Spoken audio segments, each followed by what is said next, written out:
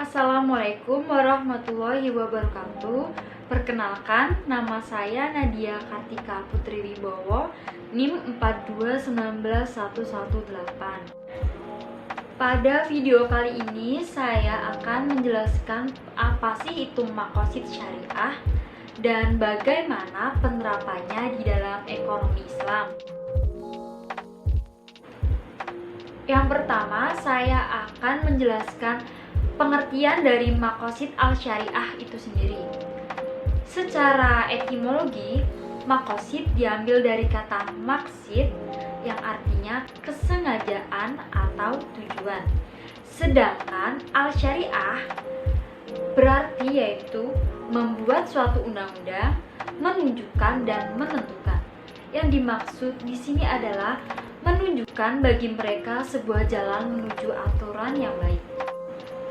Sedangkan secara terminologi, maqasid al-syariah sendiri memiliki arti yaitu tujuan disyariatkannya hukum di dalam Islam dan berkaitan erat dengan hikmah serta ilat. Selanjutnya ada sejarah dari maqasid al-syariah. Imam Asy-Syatibi merupakan ulama dari mazhab Maliki yang dianggap sebagai pelopor utama ulama yang membicarakan mengenai istilah-istilah yang berkaitan dengan maqasid al-syariah. Lalu, maslahah digunakan sebagai penentu hukum Islam sejak zaman Rasulullah hingga zaman setelah Rasulullah SAW. Kata al-maqasid sendiri pertama kali digunakan oleh Abu Abdillah bin Ali At-Tirmidzi, yaitu seorang ulama abad ketiga dan awal abad keempat. Beliau menggunakan istilah-istilah ini di dalam karya-karyanya. Selanjutnya ada Al-Ghazali. Beliau membahas maslahah dan yang pertama ada maslahah yang dapat dipakai untuk mengkiaskan. Yang kedua ada maslahah yang dilarang atau tidak bisa dipakai untuk mengkiaskan. Dan yang ketiga maslahah yang perlu pertimbangan.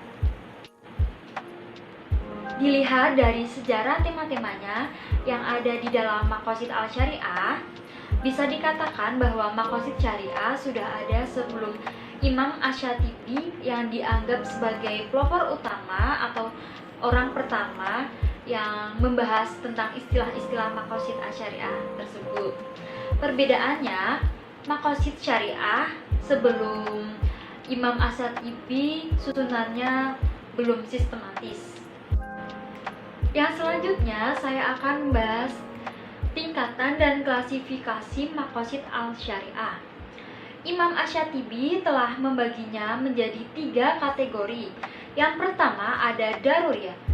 Daruriyat merupakan kebutuhan utama atau kebutuhan pokok, sehingga kebutuhan ini harus terpenuhi. Apabila tidak terpenuhi, maka akan mengancam keselamatan umat manusia. Mawasid dari daruriyat sendiri ada memelihara agama, memelihara jiwa, dan memelihara harta. Yang kedua ada hajiyat. Hajiyat merupakan kebutuhan sekunder setelah kebutuhan primer. Kebutuhan ini apabila tidak terpenuhi, maka tidak akan mengancam keselamatan umat manusia, akan tetapi akan menyebabkan kesulitan-kesulitan. Dan yang ketiga ada tasaniyat. Tasaniyat merupakan kebutuhan tersier atau kebutuhan penyempurna dari 2 tadi, di mana jika kebutuhan ini tidak terpenuhi maka tidak akan mengancam ataupun menyebabkan kesulitan bagi umat manusia. Kemudian ada metode penemuan maqasid syariah. Maqasid syariah dipakai sebagai dasar dari metode pengembangan hukum Islam, seperti metode istinbat. Istinbat sendiri terdiri dari qiyas, istisan, dan juga maslahah mursalah. Selanjutnya itu kias, misalnya itu baru bisa dilaksanakan jika dapat ditemukan maqasid syariahnya yang merupakan ilah dari suatu hukum. Lalu istisan menuntut untuk berbuat kebaikan sesuai dengan akalnya. Lalu ada masalah mursalah. Masalah mursalah itu suatu kemaslahatan yang tidak mempunyai dalil tetapi tidak ada pembatalnya juga. Selanjutnya, maqasid, muamalah, dan urgensi di dalam ijtihad ekonomi. Ekonomi dan transaksi keuangan syariah berkaitan dengan prinsip maqasid, yaitu hifz al-ma'al atau menjaga harta benda. Tujuan syariah dalam transaksi muamalat adalah menciptakan kesejahteraan umat dengan mempertimbangkan peredaran harta dan benda. Lalu ada maqasid muamalat menurut Tahrir Ibnu Asyur. Beliau membaginya menjadi 5 tujuan. Yang pertama yaitu rawaj atau diperjualbelikan. Yang kedua ada wuduh atau kejelasan. Yang ketiga ada hifz atau penjagaan. Yang keempat ada sabat atau ketetapan. Dan yang terakhir ada adl atau keadilan. Yang terakhir yang akan kita bahas adalah penerapan maqasid syariah di dalam ekonomi Islam.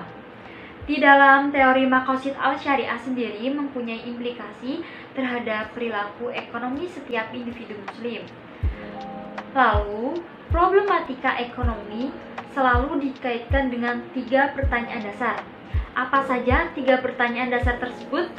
Yang pertama, apa yang diproduksi? Yang kedua, bagaimana memproduksi? Dan yang ketiga, untuk siapa produksi tersebut. Lalu ada wants versus needs atau keinginan versus kebutuhan, di mana di dalam ekonomi Islam tidak diperintahkan untuk meraih segala keinginan dan hasratnya, akan tetapi diperintahkan untuk memenuhi kebutuhan sesuai dengan syariah. Yang kedua ada maslahah dalam proses produksi. Dengan mengacu pada maqasid syariah, maka proses produksi ada beberapa faktor. Faktor produksi yang pertama yaitu produsen akan memproduksi barang sesuai dengan syariah. Misalnya, barang yang diproduksi haruslah barang yang halal. Yang kedua itu jenis dan jumlah sapi relatif pada demand, di mana demand berdasarkan pada maslahah yang berakar pada needs atau kebutuhan, sehingga sapi mengikuti demand. Cukup sekian penjelasan dari saya mengenai maqasid al-syariah dan penerapannya di dalam ekonomi Islam. Semoga video saya dapat membantu dan bermanfaat bagi para penonton. Mohon maaf apabila banyak kekurangan di dalam video saya. Terima kasih. Wassalamualaikum warahmatullahi wabarakatuh.